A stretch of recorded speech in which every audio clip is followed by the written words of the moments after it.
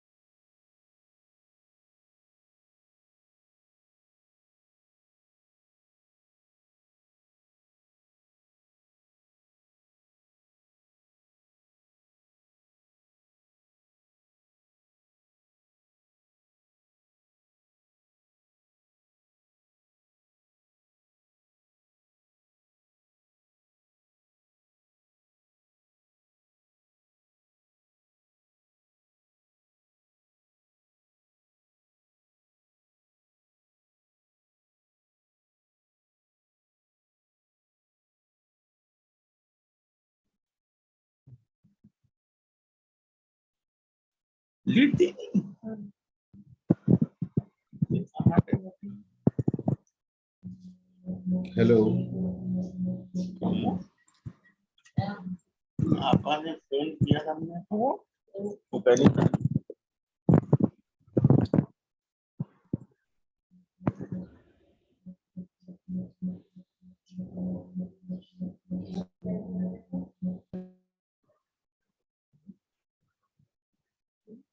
Hello. Hello, السلام علیکم. جی علیکم السلام. نہ آواز آ رہی ہے کلیئر؟ یہ آپ کی آواز آ رہی ہے بالکل صاحب. ٹھیک ٹھیک ٹھیک، آپ کی بھی آ رہی ہے.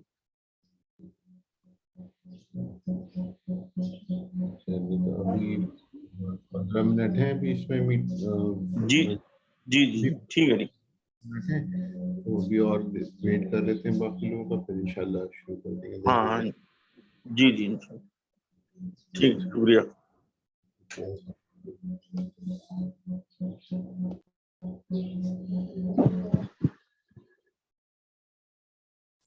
اوکے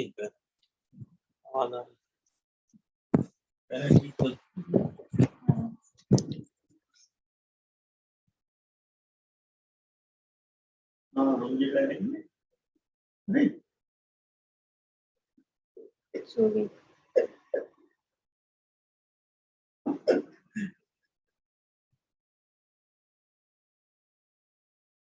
ساتھ کون آدمی بسر کر پائے گا زندگی کو.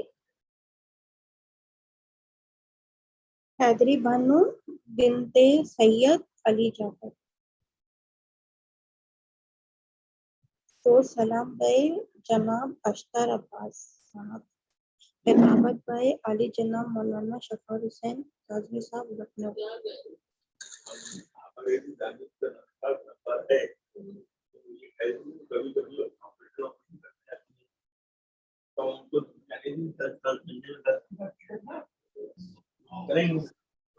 ساڑھے 10 11 بجے ان کی ٹائمنگ ہے. جب وہ بیٹھیں گے ہم فون کر دیں گے، وہ تیار ہے نہیں فوراً آ جائیں گے.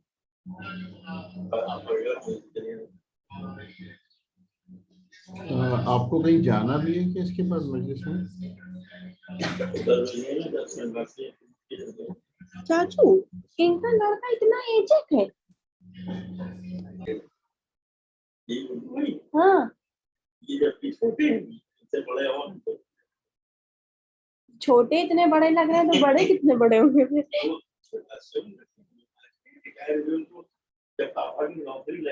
تو کیا یہ تلنگانہ سے بڑے ہیں؟ سب سے بڑے. اچھا ہاں جب پاپا کی نوکری لگی ہے تبھی ریٹائر. اللہ کے پاپا کی نوکری کو 20 سال اور زیادہ ہی ہو گئے. اور زیادہ ہو گئے. 23 سال جتنے سال کی منتشا ہوئی اتنے سال کی نوکری کی ہوئی. 94 ہاں ایسے ہی ہوتا ہے. تو 25-26 سال ہو. ہاں اور جب ریٹائر ہوئے تو ہم پیپر 60 سال کے تھے تبھی تو ریٹائر ہوئے. ہاں ابھی اس ٹائم یہ کم سے کم 90 ہوتے نہیں 50 کے پاس. ایک ممکن تو ہے ہاں. وہ ان سے چھوٹے ہیں. اچھا ہم نے 2 ہی کو دیکھا ہے. ہم نے خالی انہی کو دیکھا ہے. انہیں کی شادی کر دی اس کے ساتھ. ان کی گڈو کی نہیں ہم نے تو سنا تھا ان کے ساتھ لگی تھی جن کے ساتھ سنگت تھی. تو کی کیوں نہیں؟ آج تک وہ راضی جبکہ سمی اپی سے اچھی لڑکی ہے.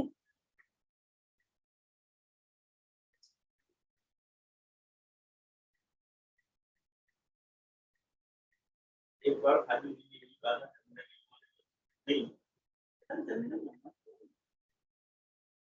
کیا ہوتا ہے.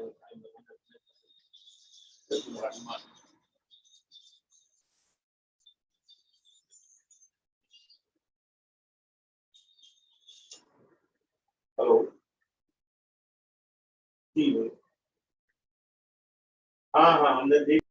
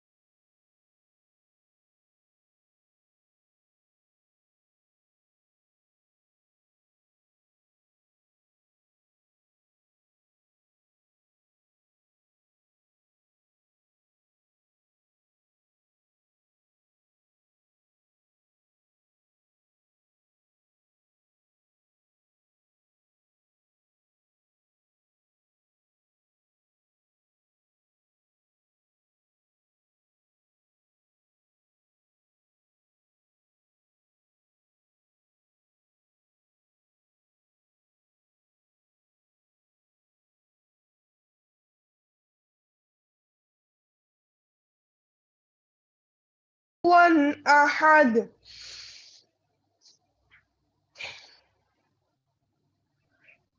صاحب شکریہ بہت بہت آپ کا تلاوت قرآن کے لیے.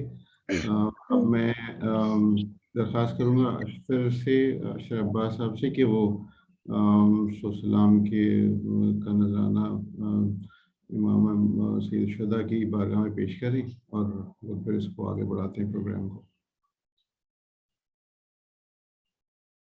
ایک مرتبہ جو حاضرین ہیں ان سے گزارش ہے کہ وہ صلوات پڑھ دیں محمد وآل محمد پر. اللہم صلی علی محمد وآل محمد. اللهم صل على محمد وعلى محمد وعجل فرجهم.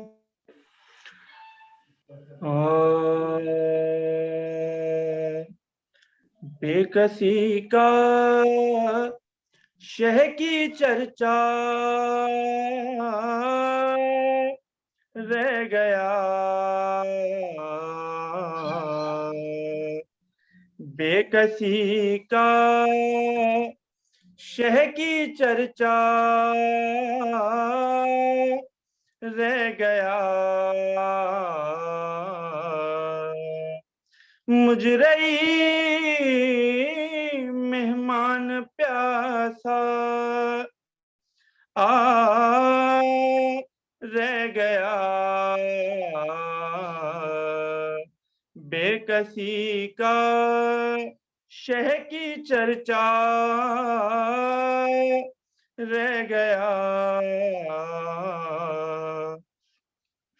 قبر میں ہوگا حساب زندگی، ارے بعد مرنے کے بھی جھگڑا رہ گیا،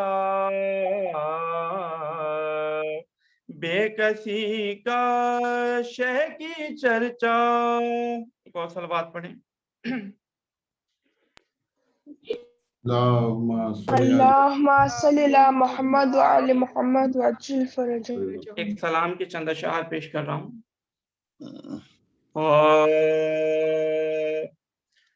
زینب سے چھوٹ کرنا شہ بے وطن ملے، زینب سے چھوٹ کرنا شہ بے وطن ملے، زینب سے چھوٹ کرنا مجرائی جیتے جینا، بھائی بہن ملے، زینب سے چھوٹ کرنا شہ بے وطن ملے، زینب سے چھوٹ کرنا جنت سے جس کو عید کے دن پہ رہن ملے، مجرائی کیا غضب ہے نہ اس کو کفن ملے، زینب سے چھوٹ کرنا شہ بولے میرے نام پہ پانی پلائیو، ہمشیر گر تمہیں کوئی تشنا دہن ملے، زینب سے چھوٹ کرنا شہ بے وطن ملے، زینب سے چھوٹ کرنا. قاصد سے بولی فاطمہ کہیو دعا میری، خیمے کے در پہ گر میری چھوٹی بہن ملے، زینب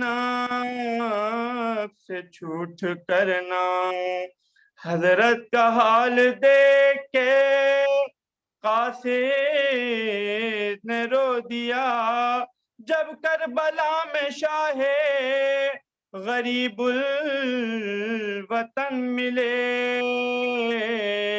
زینب سے چھوٹ کرنا پیاسا گیا جو اصغر بے شیر خلد کو ساغر لیے علی لبے نہر لبن ملے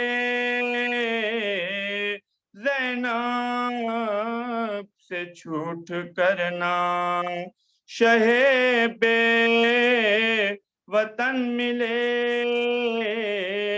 کنج لحد میں جب کہ لٹایا حسین کو بولی قضا کے خاک میں اب پنج تن ملے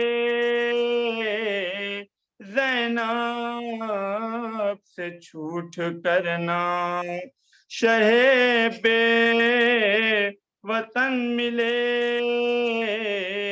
زینب سے چھوٹ کرنا کیا کیا نہ لاشے شہداء پہ ستم ہوئے 40 دن کے بعد سروں سے بدن ملے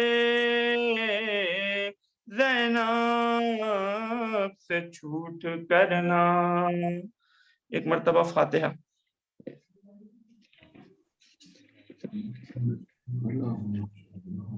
بسم اللہ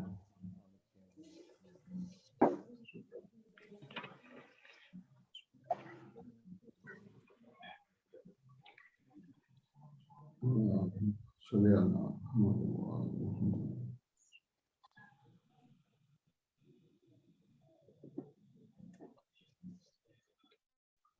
گزارش ہے ایک مرتبہ سورہ فاتحہ مرحومہ کے ایصال ثواب کے لیے پڑھ دیں کہ جن کے لیے مجلس کا انعقاد کیا گیا ہے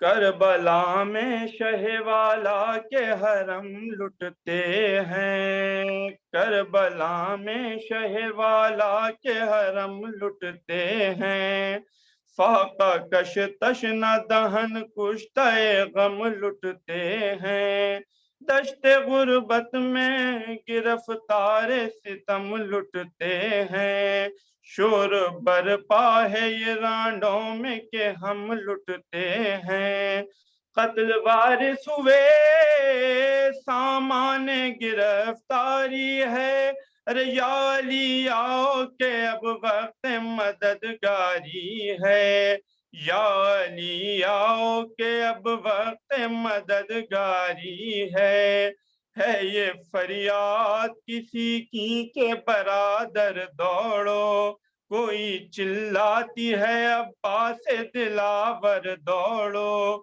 کوئی کہتی ہے تڑپ کر میرے دل بر دوڑو ماں لٹی جاتی ہے دوڑو علی اکبر دوڑو دیکھو خونخوار عدو برچیاں دکھلاتے ہیں ارے تیغ کھینچو کے لئیں گھر میں گھسے آتے ہیں تیغ کھینچو کے لئیں گھر میں گھسے آتے ہیں تیغ کھینچو کے لئیں گھر میں گھسے آتے ہیں پیٹ کر زوجہ عباس یہ کرتی تھی بیان تم بھی اس وقت میں نظروں سے ہوئے صاحب نہاں رن میں کیا کرتے ہو اے حیدر صفدر کے نشان یہاں لٹی جاتی ہے سرکار امام دو جہاں ہاتھ سے ہاتھ یتیموں کے چھٹے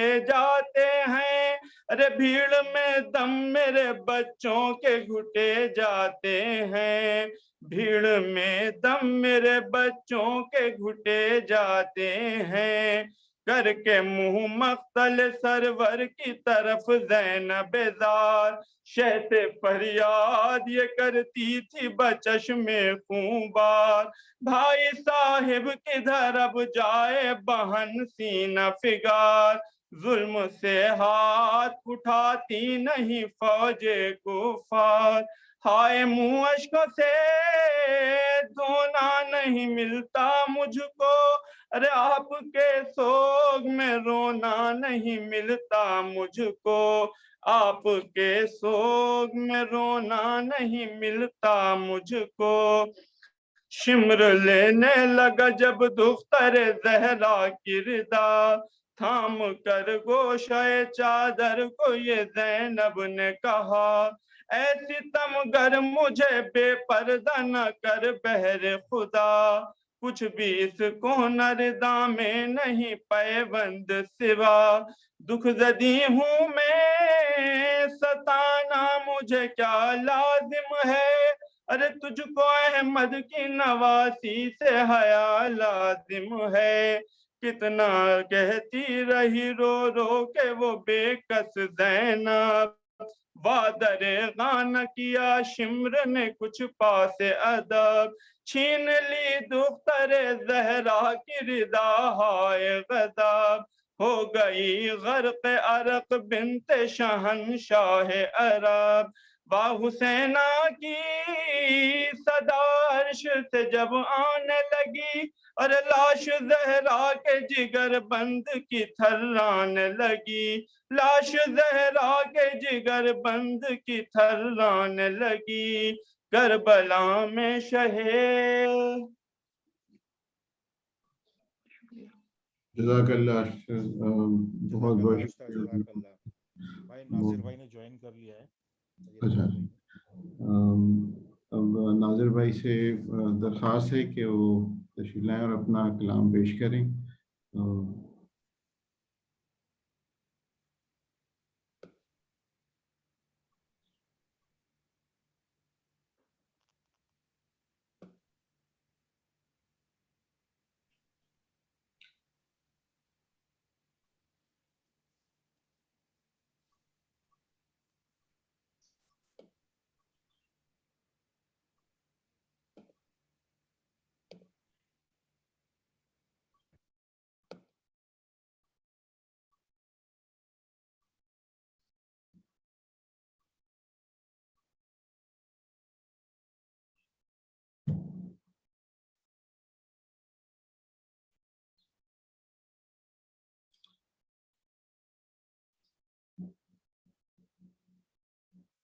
ناظر بھائی آپ ابھی میوٹ پر ہیں، آپ میوٹ کر لیں اپنے آپ کو اگر۔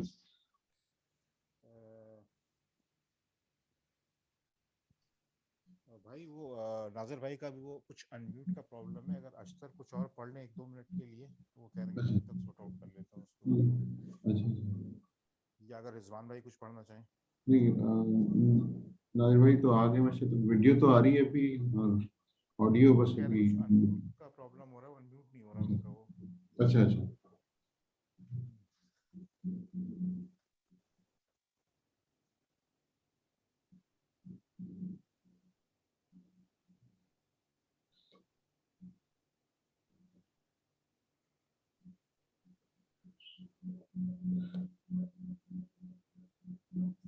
اشرف جب تک ناظر بھائی انمیوٹ کر رہے ہیں، آپ کچھ اگر سلام کے کچھ اور اشعار پیش کر سکتے ہو یا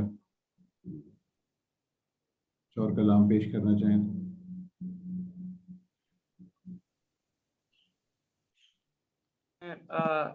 حضرت امام زمانہ جل اللہ تعالی فرجہ الشریف کے حوالے سے ایک میرا پسندیدہ قصیدہ ہے، اسی کے 2 اشعار ہیں وہ پیش کروں گا، اتنے انشاءاللہ وہ تشریف لے آئیں گے۔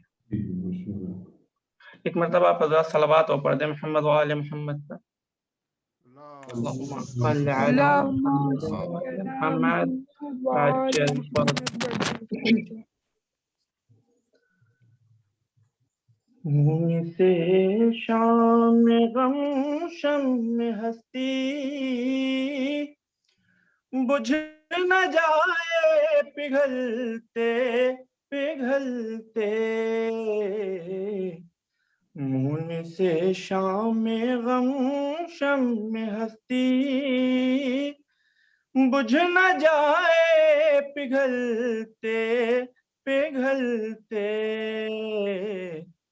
سامنے رہے کہ آنکھوں سے اوجھل دور رہ کر قریب رگے جان سامنے رہے کہ آنکھوں سے اوجھل دور رہ کر قریب رگے جان سیکھ لی لامکانی ادائیں غیب کی گود میں پلتے پلتے خون سے شام غم شم ہستی بجھ نہ جائے پگھلتے پگھلتے مسجدوں میں نمازی نہ ہوں گے میں قدوں میں بڑی بھیڑ ہوگی مسجدوں میں نمازی نہ ہوں گے میں قدوں میں بڑی بھیڑ ہوگی ہم رنگے ہاتھوں پکڑے نہ جائیں آنا جانا ٹہلتے ٹہلتے خون سے شام غم شم ہستی بجھ نہ جائے پگھلتے پگھلتے نظمیں ہوں گے بالی پہ حیدر قبر میں پنجے تن بھی ملیں گے نظمیں ہوں گے بالی پہ حیدر قبر میں پنجے تن بھی ملیں گے کیا بڑی بات تھی میرے مولا کیا بڑی بات تھی میرے مولا دیکھ لیتے تمہیں چلتے چلتے خون سے شام غم شم ہستی بجھ نہ جائے پگھلتے پگھلتے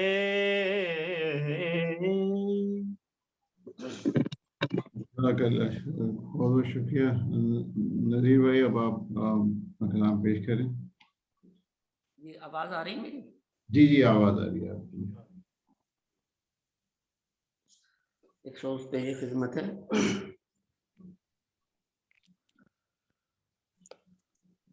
درد و الم کا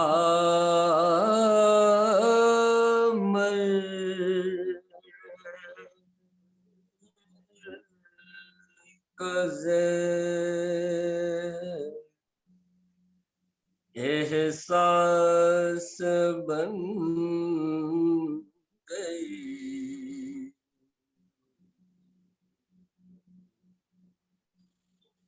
درد و الم کا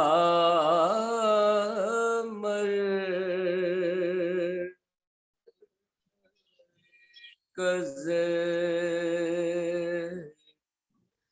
احساس بن گئی بے آس قافلے کے لیے آس بن گئی، دن ڈھل گیا تو شام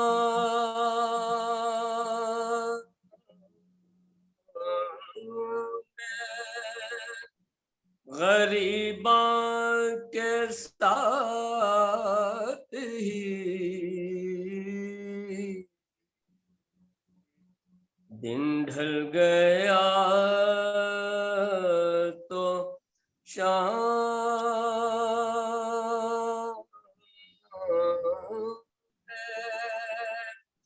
غریباں کے ساتھ ہی بیٹی علی کی حضرت عباس بن گئی، درد و الم کا مرکز،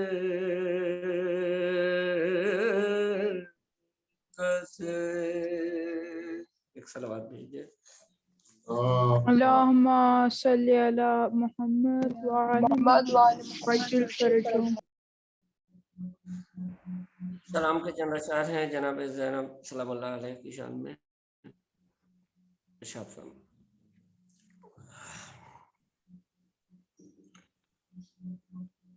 ظلم سہ کے رہ گئی زینب، ظلم سہ کے رہ گئی زینب، دشت غربت میں مر گئی زینب، دشت غربت میں مر گئی زینب،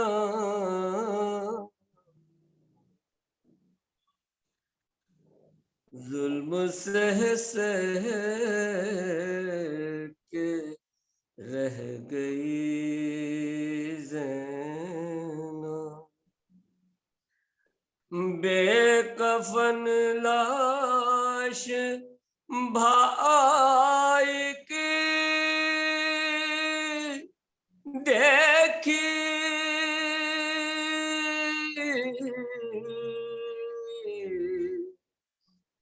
بے کفن لاش بھائی کی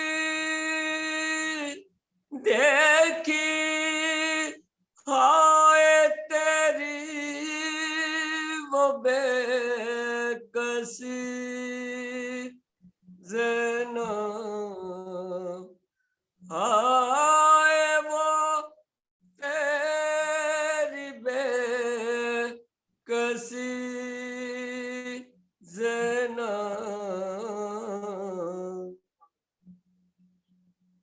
ظلم سہ کے رہ گئی زینب،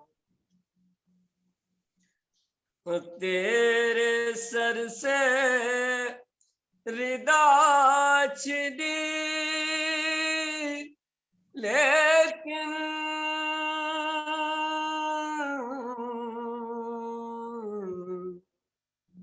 تیرے سر سے ردا چھنی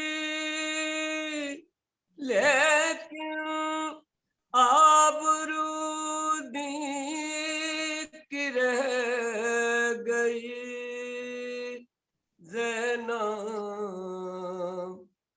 آبرو دیکھ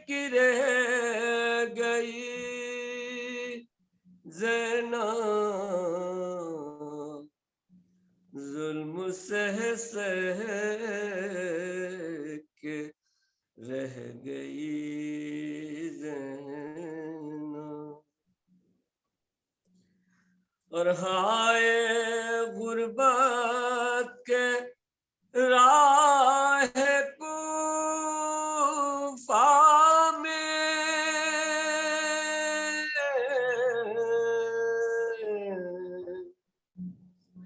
ہائے غربت کے راہ کوفہ میں، شام تک ننگے سر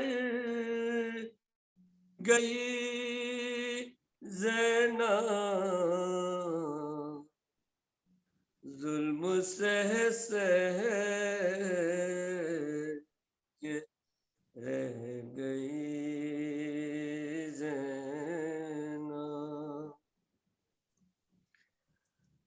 بازوؤں پر نشان ہے رسی کے،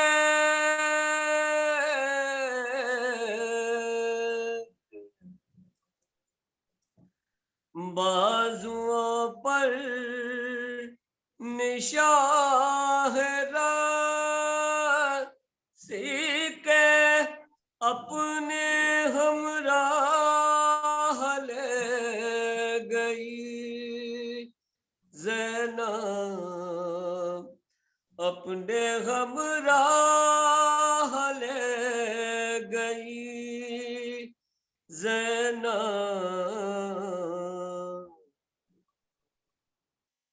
ظلم سہ کے رہ گئی زینب، اور کر نہ پائی جدا نگاہوں سے قید خانے کی تیرگی زینب، ظلم سہ کے رہ گئی زینب، اور کوئی کیسے بیان کرے گا رشید، کیا ستم دل پہ سہ گئی زینب، کیا ستم دل پہ سہ گئی زینب، ظلم سہ کے رہ گئی زینب۔ جزاک اللہ بابا بھائی، جزاک اللہ، ماشاء اللہ، بہت خوب۔ اب میں درخواست کروں گا علی جناب شفاعت حسین صاحب سے کہ وہ آئیں اور مجلس کو خطاب کریں۔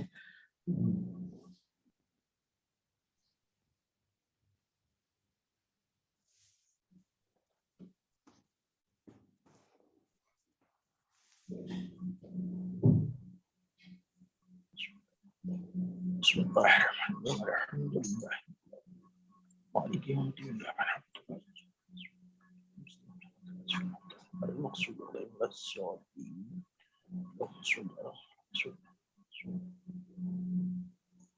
لا حول ولا قوة إلا بالله العلي العظيم، حسبنا الله ونعم الوكيل، نعم المولى ونعم النصير، أعوذ بالله من الشيطان الرجيم، بسم الله الرحمن الرحيم، الحمد لله رب العالمين، والصلاة والسلام على أشرف الأنبياء والمرسلين، سيدنا ونبينا وشفيع ذنوبنا وحبيب قلوبنا وطبيب نفوسنا ومولانا ومولى الكونين جد الحسن والحسين بالقاسم محمد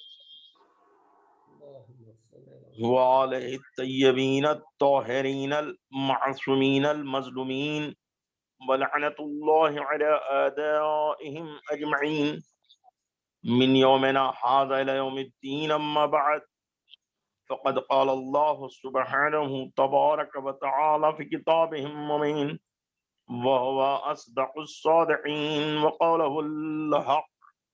بسم الله الرحمن الرحيم. قل تعالوا أتل ما حرم ربكم عليكم ألا تشركوا به شيئا وبالوالدين إحسانا. صلوات بر محمد وآل محمد. اللهم صل على محمد وآل محمد. اللهم صل على محمد وعلى محمد. آپ حضرات سے گزارش ہے کہ ایک مرتبہ سورہ حمد اور 3 دفعہ سورہ توحید کی تلاوت فرما کے مرحومہ مغفورہ حیدری بیگم بنت علی جعفر صاحبہ کی روح کو ایصال کر.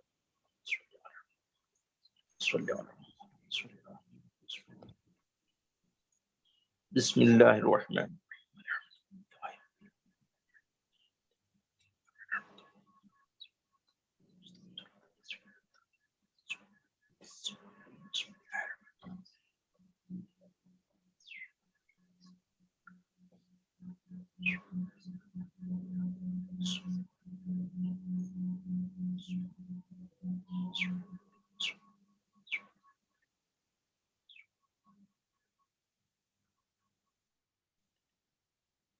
بار دیگر ایک صلوات ارشاد فرمانا. معزز سامعین اکرام السلام علیکم. ظاہر سی بات ہے کہ آپ بہت سے حضرات ایسے ہیں کہ جن کے روبرو یہ حقیر پہلی مرتبہ خطاب کرنے کا شرف حاصل کر رہا ہے، اور ظاہر سی بات ہے کہ جو لوگ جانتے ہیں جیسے میرے انکل جعفر صاحب، گڈو بھائی وغیرہ، واقعاً میں کوئی بہت بڑا عالم اور خطیب نہیں، لیکن اس دہلیز کا در اہل بیت کی ایک غلام ہوں، نوکر ہوں، اور اپنی ڈیوٹی کو اور اپنے فریضے کو پورا کر رہا ہوں. شہزادی سے قبول کر لیں اور آپ تمام حضرات اسی اعتبار سے اسے سماعت فرمائیں. انشاءاللہ کچھ باتیں آپ کی خدمت عالیہ میں ضرور عرض کروں گا. سورہ انعام کی یہ 151 نمبر کی آیت ہے، جس کا ابتدائی فقرہ میں نے تلاوت کرنے کا شرف حاصل کیا ہے، جس میں اعلان رب العزت یہ ہو رہا ہے کہ قل تعالوا اتل ما حرم ربکم علیکم الا تشرکوا به شیئا وبالوالدین احسانا. یعنی پیغمبر سے مخاطب ہو کہ اللہ نے کہا ہے، اس لیے کہ جتنے بھی مترجمین حضرات ہیں، چاہے وہ شیعہ حضرات ہوں یا اہل سنت حضرات ہوں، جب ترجمہ کیا ہے قرآن مجید میں اور لفظ قل آیا ہے تو سب نے یہی مانا ہے کہ اللہ نے پیغمبر اکرم حضرت محمد مصطفیٰ صلی اللہ علیہ وآلہ وسلم کو مخاطب کر کے ان سے کہا ہے. لہذا یہاں پر بھی یہی ہے کہ اے رسول آپ ان لوگوں سے کہہ دیجئے، اور کیا کہہ دیجئے کہ میں تمہیں بتاتا ہوں کہ تمہارے رب نے، تمہارے پروردگار نے تمہارے اوپر کن کن چیزوں کو حرام قرار دیا ہے. اس میں سب سے پہلے ہے لا تشرکوا بہ شیئا. دیکھو آگاہ ہو جاؤ، متنبہ ہو جاؤ، شرک نہ کرو، یعنی مشرک نہ بنو. بالوالدین احسانا، اور اس کے فوراً بعد کہا والدین کے ساتھ نیکی کرو. چونکہ میں نے کہا یہ ابتدائی فقرہ ہے، میں نے پوری آیت نہیں پڑھی تھی، لیکن اب بات آ گئی تو میں عرض کر دوں پوری آیت آپ کی خدمت میں کہ بالوالدین احسانا کے بعد کہا اللہ نے کہ ولا تقتلوا اولادکم من املاق، یعنی اپنی اولاد کو تنگ دستی کے یعنی غربت کے خوف سے قتل نہ کرو. ولا تقربوا الفواحش ما ظہر منها وما بطن، اور برائیوں کے قریب نہ جاؤ چاہے وہ ظاہر ہوں یا باطن. ولا تقتلوا نفس التي حرم اللہ الا بالحق، اور کسی بھی نفس کو یعنی کسی بھی انسان کو بغیر عذر کے قتل نہ کرو، یعنی جب تک کہ وہ واجب القتل نہ ہو جائے اسلام کے قانون کے تحت، شریعت کے تحت، اس وقت تک وہ قتل نہیں کیا جا سکتا، آپ اس کو قتل نہیں کر سکتے۔ ذالکم وصاکم بہ لعلکم تعقلون، یہ اللہ کی طرف سے تمہیں وصیت ہے، یعنی تاکید ہے، تاکہ تم کاش کے عقل مند ہو جاؤ۔ صلوات محمد وآل محمد۔ عزیزان محترم، اب میں نے آپ کے سامنے پوری آیت تو پڑھ دی، لیکن میں بارہا ہی عرض کرتا ہوں، حالانکہ میں نے کہا کہ میں کوئی بہت بڑا عالم نہیں ہوں، اور جو لوگ جانتے ہیں وہ مجھے پتا ہے کہ میری تعلیم بھی کوئی بہت زیادہ کہا جائے کہ زیادہ نہیں ہے، بس بہرحال حاصل کر لیا میں نے تھوڑا بہت، شہزادی کے صدقے میں بولنے لگا۔ تو عربی کے سلسلے میں اور قرآن کے سلسلے میں جو بھی میری کم علمی کا مطالعہ ہے اور جو میرا کم سنی کا تجربہ ہے، وہ یہ کہتا ہے کہ قرآن اللہ کی ایک ایسی عظیم کتاب ہے واقعاً کہ جو اللہ نے قرآن میں چیلنج پیش کیا ہے کہ اس کی مثال نہیں لائی جا سکتی، وہ بے شک ہر دور میں ہے۔ یعنی یہ اسی زمانے کے لیے نہیں تھا کہ جب اللہ نے کتاب کو نازل کیا پیغمبر کے دور میں تو اسی زمانے کے لوگوں کے لیے چیلنج تھا، نہیں، جب تک یہ قرآن باقی رہے گا اس وقت تک کے لوگوں کے لیے یہ وہ چیلنج بھی باقی رہے گا کہ اس کی کوئی مثال اور اس کی کوئی نظیر نہیں لائی جا سکتی، نہ قرآن کے کسی سورے کی نہ کسی آیت، کوئی مثال نہیں دے سکتی، اس لیے کہ اتنی عمیق اور اتنی کہا جائے کہ معنی اور مفاہیم سے پر کتاب ہے کہ انسان اس میں جتنی بھی کہا جائے کہ کوشش کرے، جدوجہد کرے ہر زمانے میں، تو اس کے سامنے نئے نئے گوشے ابھر کے سامنے آتے ہیں۔ اور یہی وجہ ہے کہ آپ نے دیکھا کہ 1400 سال ہو گئے قرآن کو، مگر آج بھی اس پہ کام ہو رہا ہے۔ ایسا نہیں ہے کہ جو زمانے قدیم میں تفاسیر پیش کر دی گئیں، ترجمے پیش کر دیے گئے، وہ بس بات ختم ہو گئی اور وہی ایڈیشن چھپتے رہے اور آگے بڑھتے رہے، نہیں، ہر زمانے میں جس نے علم حاصل کیا وہ اس نے قدم آگے بڑھایا اور اس نے تفسیر پیش کی، زمانہ گزر گیا، پھر زمانہ آگے بڑھا، پھر عالم پیدا ہوئے جید، پھر انہوں نے قلم اٹھایا، پھر انہوں نے تفاسیر اور ترجمے پیش کی۔ تو اس کا مقصد یہی ہے کہ قرآن ایک ایسی کتاب ہے کہ جس کے سلسلے میں جتنا زیادہ سے زیادہ انسان کوشش کر لے وہ اس کے حق کو ادا کر ہی نہیں سکتا جو اس میں موجود ہے۔ اب چونکہ میں بات کو تھوڑا مختصر بھی کرنا چاہتا ہوں اس لیے جلدی سرچ کر دوں، یہ جو میں نے آیت آپ کے سامنے پڑھی ہے اس میں اللہ نے مسلسل 5 چیزیں ہیں کہ جن کو حرام قرار دیا، اور اس کے بعد والی آیت 152 یعنی 152 اور اس کے بعد 153، یہ 2 آیتیں اور ہیں جن کا تمام مترجمین کا اور تمام مفسرین کا متفق علیہ فیصلہ ہے کہ ایک دوسرے سے متصل آیتیں ہیں، ایک دوسرے سے ریلیٹڈ ہے، یعنی پے در پے نازل ہوئی، اور ان تینوں آیتوں میں 10 چیزیں مسلسل ہیں کہ جو اللہ نے بندوں کے اوپر حرام قرار دی۔ قرآن میں اور بھی مقامات ہیں جہاں اللہ نے چیزوں کو، اشیاء کو حرام قرار دیا ہے، جیسے مثلا کہیں پر کہا حرمت علیکم میتۃ والدم ولحم الخنزیر، یعنی تمہارے اوپر مردار جو ہے وہ حرام ہے، لحم خنزیر یعنی پگ کا میٹ جو ہے وہ حرام ہے، تمہارے اوپر خون حرام ہے۔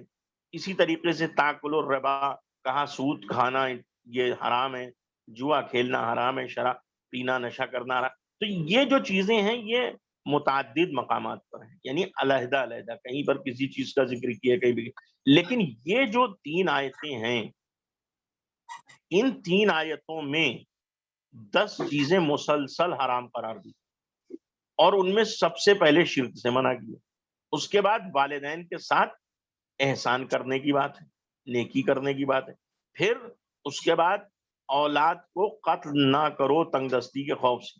اب اس کی تفسیر میں بیان کیا گیا ہے کہ یہ دراصل اس سلسلے میں ہے کہ جو بچوں کو اپنے کہا جائے کہ قطع رحم کر دیتے، یعنی ابارشن کراتے، اس لحاظ سے کہ اب 3 بچے ہو گئے، 4 بچے ہو گئے، اگر یہ بھی پیدا ہو گیا تو میں اس کی پرورش کیسے کروں گا، تو جو قطع رحم کرا دیتے ہیں وہ حرام ہے، قرآن کہہ رہا ہے نہیں کر سکتے۔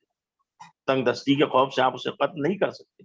اسی طریقے سے کہا گیا کہ برائیوں کے قریب نہ جاؤ، چاہے وہ ظاہر ہو یا باطن ہو.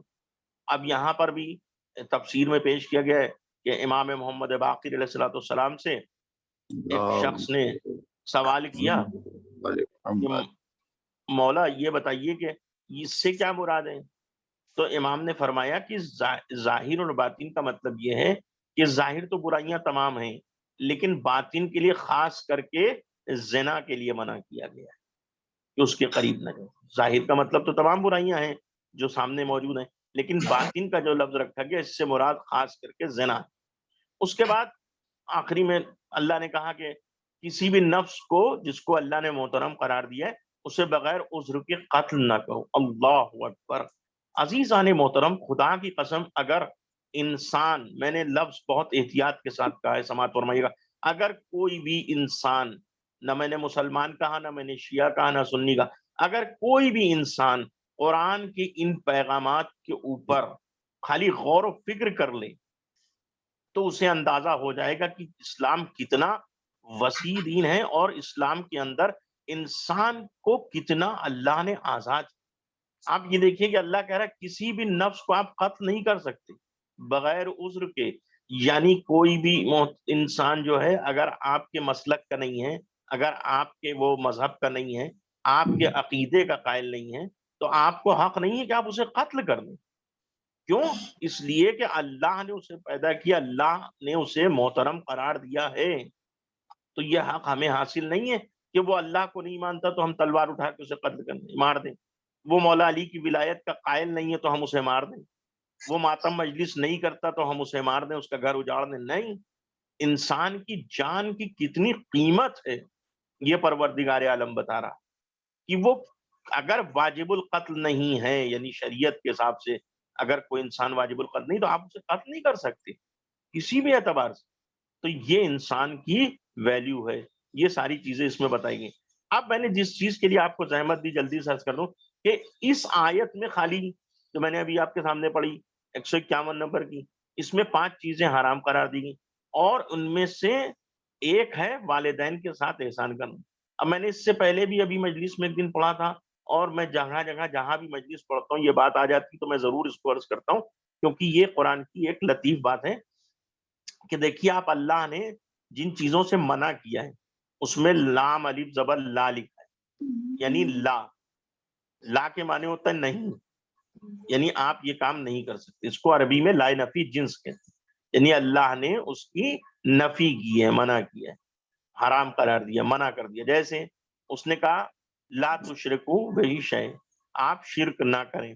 اللہ نے کہا لا تقتلوا اولادکم من املاق، آپ اپنی اولاد کو تنگ دستی کے خوف سے قتل نہ کریں. لا تقربوا الفواحش ما ظہر منها وبطن، برائیوں کے قریب نہ جائیں چاہے وہ ظاہر و باطن. ولا تقتلوا النفس التي، کسی بھی نفس کو قتل نہ کریں انسان. تو یہ جتنی بھی چیزیں ہیں اس میں منع کیا گیا ہے لفظ لا کے، یہ نہ کریں، یہ نہ کریں، یہ نہ کریں. لیکن جب والدین کی بات آئی تو اللہ نے یہ نہیں کہا کہ والدین کے ساتھ بدسلوکی نہ کریں. اللہ نے وہاں کہا بالوالدین احسانا، یعنی والدین کے ساتھ احسان کریں. اب ظاہر سی بات ہے کہ یہ کلام الہی ہے. اگر ہمارے جیسے کسی کم پڑھے لکھے کی گفتگو ہو اور اس میں کوئی بات ادھر سے ادھر ہو جائے تو انسان جو ہے وہ جو صاحب نظر ہے وہ سمجھ جائے گا کہ ظاہر سی بات ہے کہ اتنا علم نہیں ہے، لہٰذا ظاہر سی بات ہے کہ غلطیاں ہو سکتی ہیں. تو کوئی ایسی بات نہیں ہے، کوئی لفظ ادھر سے ادھر ہو گیا، کوئی میں نے کوئی بات ایسی پیش کر دی، یا غلطی سے کہیں مذکر مؤنث ہو گیا، یا غلطی سے کہیں میں نے کوئی لفظ جو ہے وہ ماضی کا ہونا چاہیے میں نے حال کا بول دیا. اس طریقے کی غلطیاں انسان کے تقریر میں اور اس کی تصنیف میں لازم ہیں اور اس کو صاحب علم و فہم اور صاحب نظر درگزر بھی فرما دیتے ہیں. کیونکہ ہوتا ہے کہ ایک کتاب لکھی جائے یا کوئی اسپیچ ہو، تقریر ہو، اور اس میں اگر ایک آدھ ورڈ ایک لفظ ایسا آ جائے تو اس کو درگزر فرمایا جائے. لیکن اللہ کے کلام میں معاذ اللہ استغفر اللہ نعوذ باللہ جہاں ایک نقطے کی بھی گنجائش نہیں ہے کہ خداوند عالم، یہ عقیدہ ہے مسلمانوں کا. اس لیے اگر کوئی انسان یہ تصور کر لے معاذ اللہ استغفر اللہ اس قرآن میں کوئی لفظ یا کوئی حرف ایسا ہو سکتا ہے کہ جو माज़ल्लाह अस्तगफिरुल्लाह नऊज़ु बिल्लाह गलत हो जाए तो इंसान दायरा इस्लाम से खारिज हो जाएगा। इसलिए कि इस्लाम में कोई भी नुक्ता परवरदिगार आलम ने बिना सबब नहीं रखा, तो किसी लफ्ज की बात कैसे कह दी जाएगी कि बिना वजह।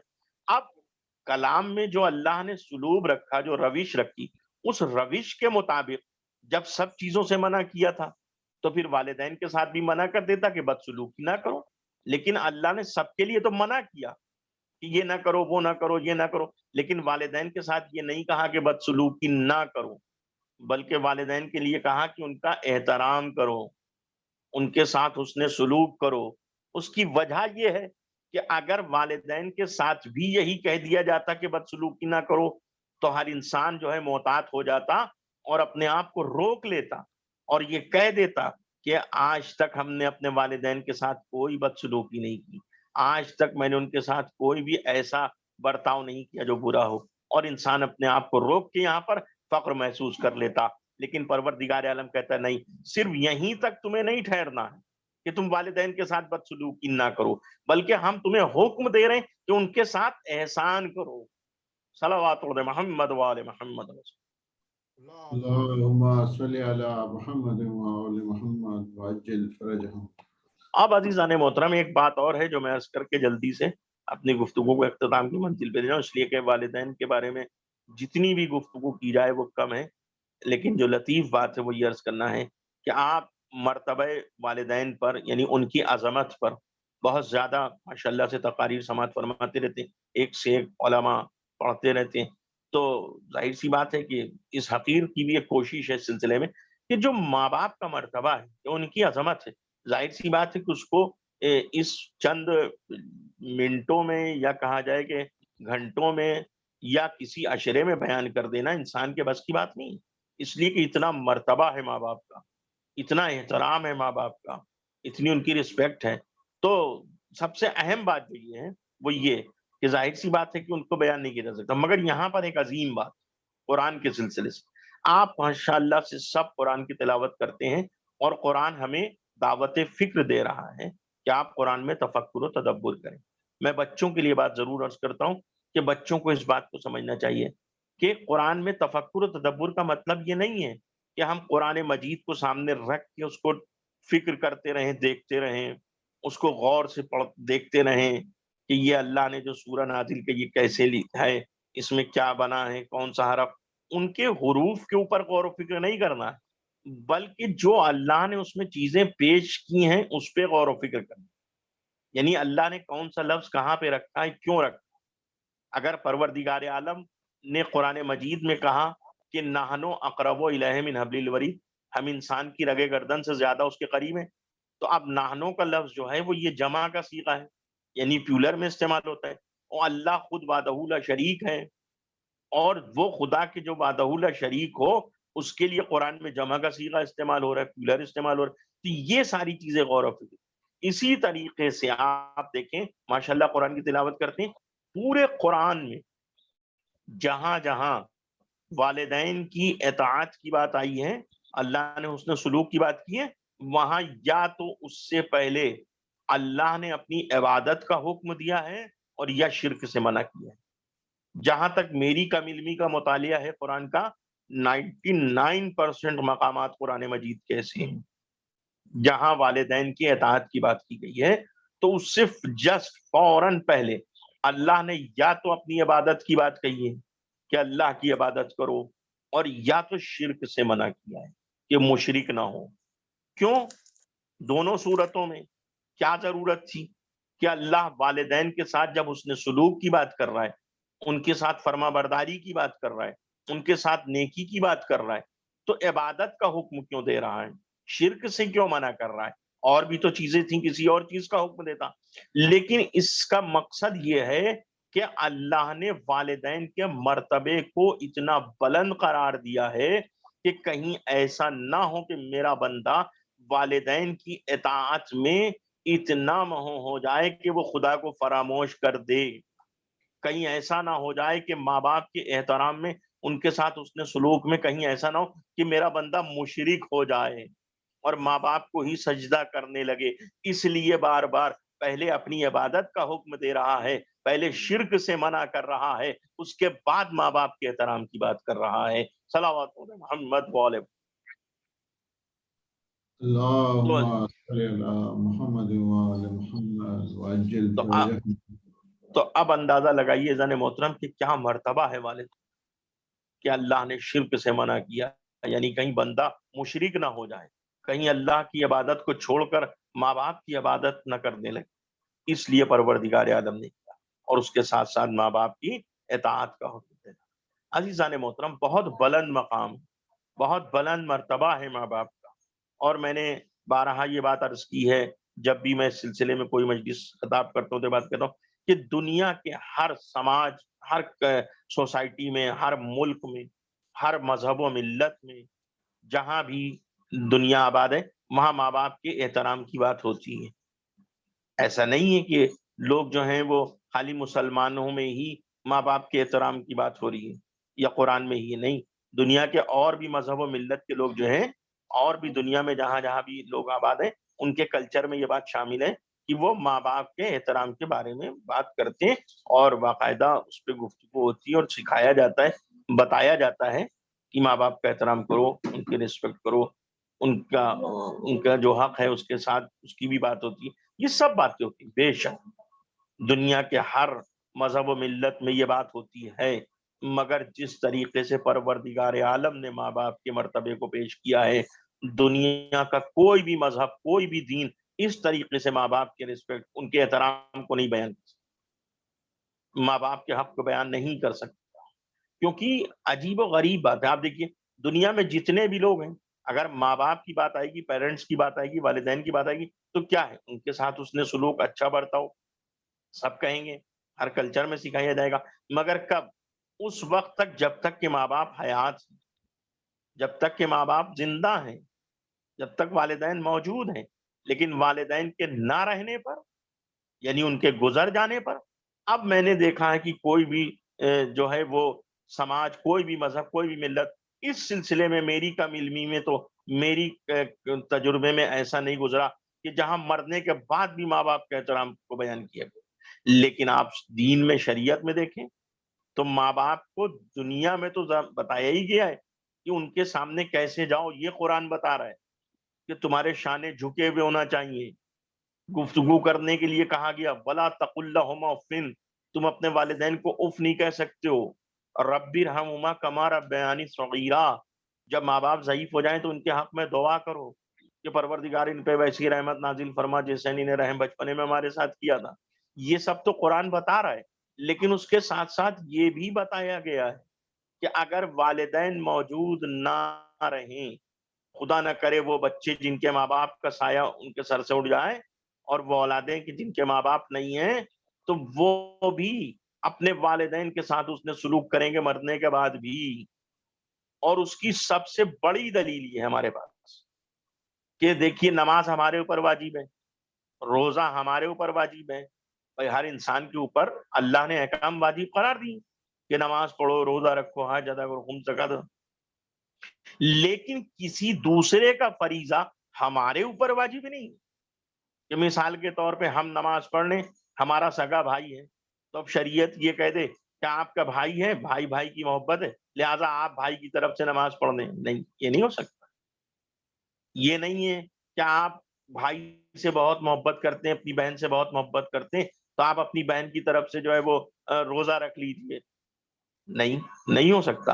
اگر کسی سبب روزہ نہیں رکھ سکتے لوگ تو اس کے لیے کہا گیا کہ فدیہ دیجیے، اس کے لیے شریعت نے قانون بنایا کہ آپ جو ہے اگر کسی وجہ سے روزہ نہیں رکھ سکتے ہیں اور سال آئندہ تک، تو اس کا کہا جائے کہ کفارہ ہے، یہ کفارہ نہیں بلکہ یہ کہا جائے کہ ایک سولوشن اللہ نے رکھا ہے کہ آپ اس کی جگہ پہ 3 پاؤں آٹا ایک روزے کے بدلے دیجیے۔ لیکن یہ نہیں ہو سکتا کہ ہم اپنے بھائی کے بدلے یا بہن کے بدلے جو ہے وہ روزہ رکھ لیں یا حج کر لیں، نہیں، ہمارا فریضہ ہمارے ساتھ ہے، ان کا فریضہ ان کے ساتھ ہے۔ مگر آپ دیکھیے کہ والدین کی عظمت، اللہ اکبر، یعنی جو واجبات ہمارے اوپر ہیں اور جو نمازیں ہمارے اوپر واجب کی گئی ہیں، جیسے پنجگانہ نماز واجب ہے، یعنی روز جو ہم نماز پڑھتے ہیں یہ ہمارے اوپر واجب ہے، نماز میت واجب ہے، یعنی کوئی مر جائے تو اس کی نماز پڑھنا واجب ہے، اسی طریقے سے خانہ کعبہ کے وقت جو طواف کرتے ہیں اس وقت واجب ہے. ہم حج کرنے کے لیے گئے تو وہاں جب طواف کرتے ہیں تو وہ نماز واجب ہے. یہ نماز آیات واجب ہے کہ جب زلزلہ آ جائے یا سورج گہن یا چاند گہن ہو تو نماز واجب ہے. تو جو انسان کے اوپر نمازیں واجب کی گئی ہیں اسی میں پروردگار عالم کہہ رہا ہے کہ اولاد کے اوپر باپ کی نمازیں پڑھنا واجب ہے قضا. یعنی وہ گزر گئے اس دنیا سے، وہ موجود نہیں ہیں، لیکن اگر ان کی نمازیں رہ گئی ہیں تو ہمارے اوپر واجب ہے کہ ہم اس کو ادا کریں. یہ اللہ نے واجبات میں رکھا ہے. آپ بتائیے اس سے بڑی عظمت والدین کو کیا ہوگی ماں باپ کو، کہ اس فریضے کو ہمارے لیے فریضہ قرار دیا گیا ہے ان کا. اور اگر ہم کسی وجہ سے نہیں رکھ سکتے تو اجارے کے طور پہ پڑھائیں، یعنی اجرت دے کے ان کی نماز کو ادا کرائیں. یہ سب چیزیں ایسی ہیں کہ جن کے اوپر کم گفتگو ہوتی ہے، لوگ ان سب چیزوں کو اکثر نظر انداز کر دیتے. اگر ہمارے والدین اس دنیا سے گزر گئے ہیں اور ان کا فریضہ باقی رہ گیا ہے، مثلا نماز روزہ وغیرہ، اور اللہ نے ہم کو اس لائق بنایا ہے، اب تو ہم پہلے خود ادا کریں.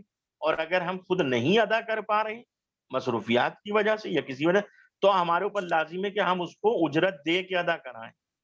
یعنی کسی ایسے شخص کو کہ جو قابل اعتماد ہو کہ بے شک یہ احکام شرعی کو جانتا ہے اور واجبات ادا کر لیتا ہے، تو ہم اس کو پیسے دے کے وہ نمازیں اور وہ تمام واجبات ادا کریں. یہ مرتبہ ہے والدین کا، ورنہ دنیا میں کسی کا فریضہ کسی کے لیے ادا کرنے کی بات نہیں. تو عزیزان محترم، یہ ماں باپ ہیں، ان کے ساتھ حسن سلوک کی بات اللہ قرآن میں بار بار کر رہا ہے. اور گناہان کبیرہ میں علامہ دست غیب شیرازی نے لکھا ہے جگہ کے اوپر پہلی جلد میں، وہ کہتے ہیں کہ اگر کوئی اولاد اپنے ماں باپ کی زندگی میں ان کے ساتھ حسن سلوک کر رہی ہے، ان کے ساتھ اچھا برتاؤ کر رہی ہے، ٹھیک ہے.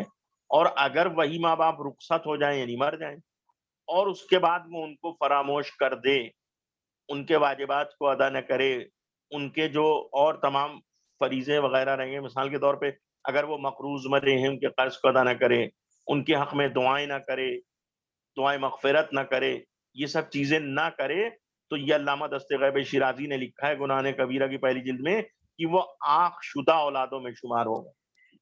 یعنی جو دنیا میں ماں باپ اپنی اولاد کو آنکھ کر دیتے ہیں، وہ اولاد اس میں شمار ہوگی جو اپنے والدین کو مرنے کے بعد اس طریقے سے فراموش کر دے گی.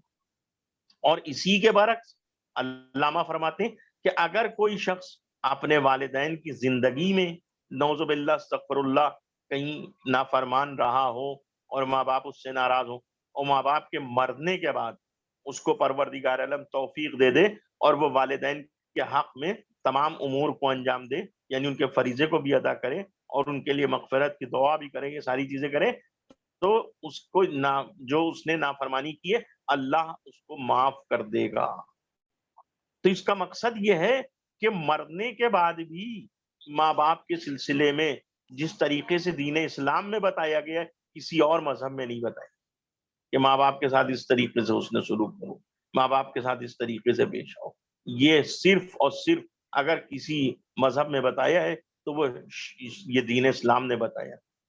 تو کہنے کا مقصد یہ کہ بہت بلند مرتبہ ہے ماں باپ، بہت عظیم. اور یاد رکھیے بس آخری بات، اس لیے کہ میں زیادہ طولانی گفتگو نہیں کر سکتا ہوں، نہ تو میرے پاس اتنا علم ہے اور نہ حالات اجازت دے رہے، کہ عظمت والدین کے سلسلے اگر کوئی اولاد یہ نعوذ باللہ استغفر اللہ خیال کر لے کہ میں نے اپنے ماں باپ کے حق کو ادا کر دیا، تو یہ ممکن ہی نہیں، سوال ہی نہیں اٹھتا ہے کہ انسان کوئی کتنا بھی مطیع و فرما بردار کیوں نہ ہو، لیکن اگر وہ یہ سوچ لے کہ اس نے ماں باپ کے حق کو ادا کر دیا ان کی اطاعت کے، یہ ہو ہی نہیں سکتا.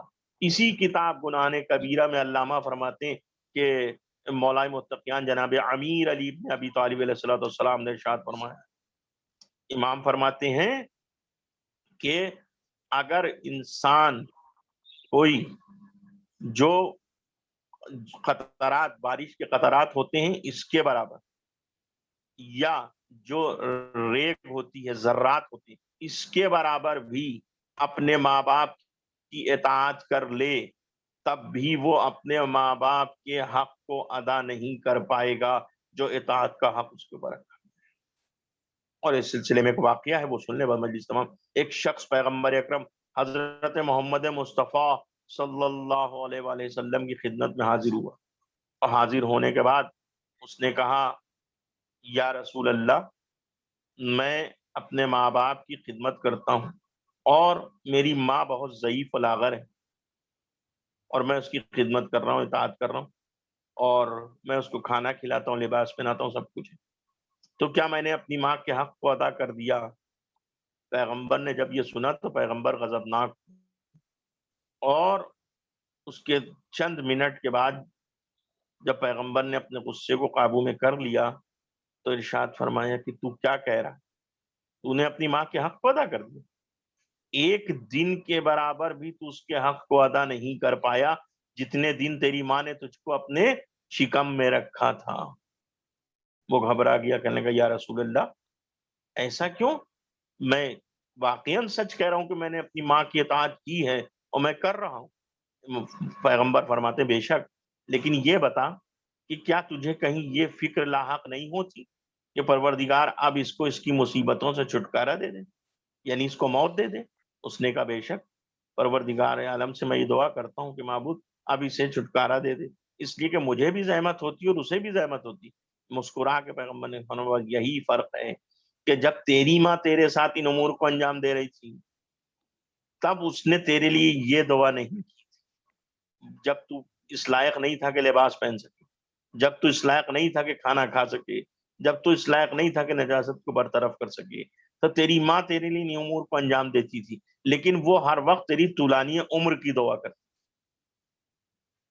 تو جان محترم، یہ ماں باپ کا مرتبہ ہے، یہ ماں باپ کا مقام ہے، اور والدین میں خاص کر کے ماں کو جو حق حاصل وہ شاید باپ کو حاصل نہیں ہو سکتا. اور یہ میں نے اپنی طرف سے نہیں کہا ہے، یہ بھی روایات میں پیش ہے. اگر آپ کبھی دستیاب ہو کتاب علامہ دست غیب شیرازی کی گناہ کبیرہ، اس کو دیکھیے گا، اس میں انہوں نے بہت ہی تفصیل کے ساتھ ان سب چیزوں کا بیان کیا ہے، اور ماں کے بارے میں بھی بیان کیا گیا، روایتیں پیش کی گئی. اب میرے پاس وقت نہیں کہ میں پیش کروں کہ ماں کا حق باپ سے زیادہ ہے، اور کیوں نہ ہو، اس لیے کہ ماں وہ ہے ارباب اعضاء کہ جو اپنی اولاد کو جس طریقے سے عزیز رکھتی ہے اور جس طریقے سے ماں محبت کرتی ہے، دنیا میں کوئی بھی محبت کا رشتہ اتنا عظیم نہیں ہے، اتنا وزنی نہیں ہے جتنی ماں کا رشتہ وزنی اور عظیم و وسیع ہے. یعنی ماں کے سامنے اولاد چاہے کتنی نالائق کیوں نہ ہو، مگر اس کے بعد بھی ماں ہے کہ جو اپنی اولاد سے محبت کرتی ہے. میں بارہا یہ کہتا ہوں کہ بے شک یہ محبت جو ماں کے دل میں آئی یہ پروردگار عالم کی طرف سے، جسے ہم مامتا کہتے ہیں. اسی لیے مرحوم رضا سرسوی صاحب اللہ انہیں رحمت نازل فرمائے ان کے اوپر، انہوں نے کیا خوب کہا تھا کہ ہڈیوں کا رس پلا کر اپنے دل کے چین کو کتنی ہی راتوں کو خالی پیٹ سو جاتی ہے ماں، اوڑھتی ہے حسرتوں کا مدتوں بوسیدہ کفن، چاہتوں کا پیرہن بچے کو پہناتی ہے ماں. اور روح کے رشتوں کی یہ گہرائیاں تو دیکھیے، چوٹ لگتی ہے ہمارے اور چلاتی ہے ماں، اور پیار کہتے ہیں کسی اور مامتا کیا چیز ہے، کوئی ان بچوں سے پوچھے جن کی مر جاتی ہے ماں. اور فرماتے ہیں کہ جب موت کی آغوش میں تھک کے سو جاتی ہے ماں تب کہیں جا کر رضا تھوڑا سکون پاتی ہے ماں. یہ بے شک ارباب اعضاء کائنات کی ہر ماں کے لیے، کسی بھی مذہب و ملت کی ماں ہو، اس کے دل میں جو پروردگار عالم نے محبت ڈالی ہے یہ اسی کا نتیجہ ہے. تو عزیزان محترم، اس سے ایک بات کا اور اندازہ ہوتا ہے کہ جس خدا نے اپنی محبت اور رحم میں سے ماں کے دل میں ڈال دیا ایک ذرا سا حصہ ذرہ برابر، تو ماں اتنی شفیق و مہربان ہے تو وہ خدا کس قدر مہربان ہوگا اپنے بندے کے اوپر ارباب کہ جو رحیم و کریم پروردگار و معبود. ہاں عزیزان محترم، یہ مائیں سب برابر ہیں، مگر اس ماں کی عظمت کو کون بیان کرے کہ جس ماں کو پروردگار عالم نے شہزادی کونین قرار دیا، یعنی جو کونین کی شہزادی ہو اور اس کے بیٹے بھی ایسے ہوں جو جوانان جنت کے سردار ہوں. اس ماں کی عظمت کو کوئی بیان نہیں کر سکتا ہے کہ جس کے بیٹے ایسے ہوں اور ماں ایسی ہو اس کی محبت کتنی وسیع ہوگی, اس کی محبت کا معیار کتنا بلند ہوگا. ہاں عزیزان محترم, ہم نے تو دیکھا ہے روایتوں میں ہم سنتے ہیں نا کہ بے شک آپ اندازہ لگائیے جب شہزادی رخصت ہو رہی تھی اس دنیا سے, جانے والی تھی, اور اسما سے کہا تھا کہ میں جا رہی ہوں حجرے میں, جب تک میری تسبیح و تحلیل کی آواز آتی رہے تو سمجھ لینا کہ فاطمہ زندہ ہے, لیکن جب تسبیح و تحلیل کی آواز بلند نہ ہو, ختم ہو جائے, تو سمجھ لینا فاطمہ رخصت ہو گئی. مگر میرے بچوں کو پہلے کھانا کھلا دینا, اس کے بعد میری رحلت کی خبر میرے بچوں کو دینا. عزیزان محترم کتنی محبت ہے شہزادی کو, اور خاص کر کے آقا حسین شربا پہ, خاص کر کے شہزادی نے جو وصیتیں کی تھی مولا کائنات کو, ان میں خاص کر کے کہا تھا کہ اے ابو الحسن, میرا حسین اسے پیاس بہت لگتی ہے, اور میں رات کو اپنے لال کے سراہنے پانی کا جام رکھ دیتی ہوں, اس لیے کہ میرا حسین رات میں اٹھ کے پانی پیتا ہے. لہذا میں تو اس دنیا سے جا رہی ہوں مگر میرا بچہ پیاسا نہ رہ جائے, لہذا اس چیز کو یاد رکھیے گا کہ میرے لال کے سراہنے پانی کا جام رکھ دیا جائے. اللہ اکبر. عزادارو بتائیے عزیزو کہ جس ماں کی اتنی تمنا تھی اور جس ماں نے اپنے لال کی پیاس کا اتنا خیال کیا تھا, جب اسی ماں کے سامنے اس کا لال پیاسا ذبح کیا جا رہا تھا کربلا کے میدان میں, تو کیا عالم ہو رہا ہوگا. ہاں عزیزان محترم روایت بتاتی, بس ختم کر رہا ہوں مجلس کو اس لیے کہ میں زیادہ طولانی مصائب نہیں پڑھتا. ارے روایت کہتی ہے کہ جب کربلا میں وہ وقت آیا کہ فاطمہ کا لال خود میدان کربلا میں جانے لگا اور سب شہید ہو گئے, کوئی باقی نہ رہا, یہاں تک کہ 6 مہینے کا بچہ بھی قربان ہو گیا, تو اب مقاتل میں لکھا ہوا ہے کہ جعفر جن آئے اور آنے کے بعد کہتے ہیں مولا مجھ سے یہ منظر دیکھا نہ جائے گا کہ میرے ہوتے ہوئے آپ میدان میں جائیں, اجازت دیجئے. امام نے کہا نہیں جعفر, یہ تمہارے لیے ممکن نہیں ہے, اس لیے کہ یہ اصول کے خلاف ہے. تم اللہ کی دوسری مخلوق ہو, یہ دوسری مخلوق ہیں, تم جنات ہو, یہ انسان ہیں, میں تمہیں ان کے مقابلے میں لڑنے کے لیے نہیں بھیج سکتا. عزیزان محترم لیجئے جعفر خاموش ہو گئے, لیکن اس کے بعد سید الملائکہ جبرائیل آئے. آنے کے بعد کہتے ہیں فرزند زہرا, ارے میں نے تو آپ کا جھولا جھلایا ہے, میں نے تو آپ کو جھولا جھلایا ہے, آپ اجازت دیجئے مجھے کہ میں میدان میں جاؤں.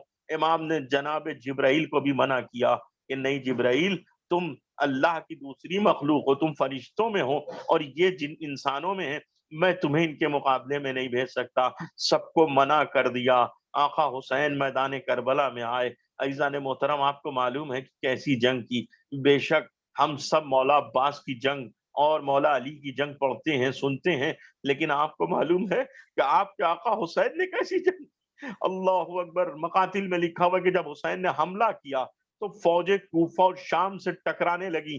مولا حملہ کرتے جا رہے تھے اور کہتے جا رہے تھے تم نے میرے عباس کو مارا ہے, تم نے میرے علی اکبر کو مارا ہے. بس عزادارو اسی عالم میں کہ جب فوجوں نے فرار اختیار کر لیا, ایک مرتبہ آواز ہاتف آئی, یا ایتھا النفس المطمئنۃ ارجعی الی ربک راضیۃ مرضیہ, اے نفس مطمئنہ اپنے رب کی طرف پلٹ آ, اس حال میں کہ اللہ تجھ سے راضی ہے. یہ سننا تھا کہ حسین نے اپنی تلوار کو نیام میں رکھ لیا. اب کیا تھا کہ چاروں طرف سے فوجیں ٹوٹ پڑی. ارے جو ظالم حفیظ الرحمان کی صدائیں بلند کر رہے تھے, وہی کوئی نیزہ مارنے لگا, کوئی تلوار مارنے لگا. جن ظالموں کے پاس کچھ نہیں تھا وہ پتھر برسانے لگے. اب روایت کہتی کہ جب فاطمہ کا لال ارے سرزمین کربلا پہ آیا تو اتنے تیر پہ بس تھے کہ امام کا تن اثر انہی تیروں پہ معلق ہو گیا. جب شمر بدگوہر خنجر لے کر آگے بڑھا, سارے تیر جسم کے پار ہو گئے. ارے شمر ملعون کہتا ہے کہ میں نے اپنے خنجر کو اسی لیے کند کیا تھا کہ میں حسین کا گلا آہستہ کاٹ دوں. بس عزادارو جیسے ہی امام کا سر سجدے میں تھا اور شمر کا خنجر چلنے لگا, مقاتل میں ہے کہ ایک مرتبہ ایک نقاب پوش معظمہ ارے بار بار اپنے رخساروں کو حسین کے گلے پہ رکھ رہی تھی اور شمر سے فریاد کر رہی تھی، اے شمر میرا بچہ بے گناہ ہے، بڑی مشقتوں سے پالا ہے، میرے لال کو ذبح نہ کر۔ آقا حسین فرماتے ہیں اے اماں اپنے رخساروں کو حسین کے گلے سے جدا کر لو، اس لیے کہ جو نانا سے وعدہ کیا تھا وہ عہد طفلی وفا کرنے کا وقت آ گیا ہے۔ اے اماں اپنے رخساروں کو حسین کے گلے سے جدا۔ سيعلم الذين ظلموا أي منقلب ينقلبون إنا لله وإنا إليه راجعون رضا بقضائه وتسليما لأمره۔ بار الہ ہماری اس عزا کو قبول فرما پروردگار، جہاں جہاں شان کرار ان کی جان و مال عزت آبرو کی حفاظت فرما۔ میرے معبود اس وبا کو جو دنیا میں پھیلی وہ مکمل اس کا خاتمہ کر دے۔ پروردگار جن مرحومہ کے سال ثواب کی مجلس جوار معصوم میں جگہ عنایت فرما، ان کے گناہ کبیرہ و صغیرہ کو معاف کر دے۔ پروردگار ہمیں توفیق دے کہ ہم علم دین حاصل کریں اور سیرت معصوم علیہ الصلوۃ والسلام پہ عمل کر سکیں۔ معبود آج جمعے کا روز ہے، یہ دن امام عصر علیہ السلام سے منسوب ہے، ہم تیری بارگاہ میں یہ مخصوص دعا کرتے ہیں کہ منتقم خون حسین امام عصر علیہ السلام کے ظہور میں تعجیل فرما دے اور ہمیں اس لائق بنا دے کہ امام اپنے غلاموں میں شمار کر لیں۔ ربنا تقبل منا انک انت السمیع العلیم۔ آپ حضرات سے گزارش ہے ایک بار پھر سورہ حمد اور 3 دفعہ سورہ توحید کی تلاوت فرما کر مرحومہ حیدری بیگم بنت علی جعفر صاحب کی روح کو اصال کریں۔ اللہم صلی علی محمد، اللہم صلی علی محمد وعلی محمد، اللہم صلی علی محمد وعلی محمد۔ بسم اللہ الرحمن الرحیم، الحمد للہ رب العالمین الرحمن الرحیم مالک یوم الدین، ایاک نعبد و ایاک نستعین، اہدنا الصراط المستقیم صراط الذین انعمت علیہم غیر المغضوب علیہم ولا الضالین۔ بسم اللہ الرحمن الرحیم، قل هو اللہ احد اللہ الصمد لم یلد ولم یولد ولم یکن له کفوا احد۔ بسم اللہ الرحمن الرحیم، قل هو اللہ احد اللہ الصمد لم یلد ولم یولد ولم یکن له کفوا احد۔ بسم اللہ الرحمن الرحیم، قل هو اللہ احد اللہ الصمد لم یلد ولم یولد ولم یکن له کفوا احد۔ اللهم صل على محمد وعلى محمد، اللهم صل على محمد وعلى محمد، اللهم صل على محمد۔ پروردگار اس صلوات کا ثواب، اس مجلس کا ثواب، ان سوروں کا ثواب، اس کریے کا ثواب 14 معصوم علیہ الصلوۃ والسلام کے وسیلے سے حیدری بیگم بنت علی جعفر صاحب کی روح کو ایصال کرنے، اس کو قبول فرما لے اور ان کی روح کے لیے سے باعث تسکین قرار۔ خدا حافظ۔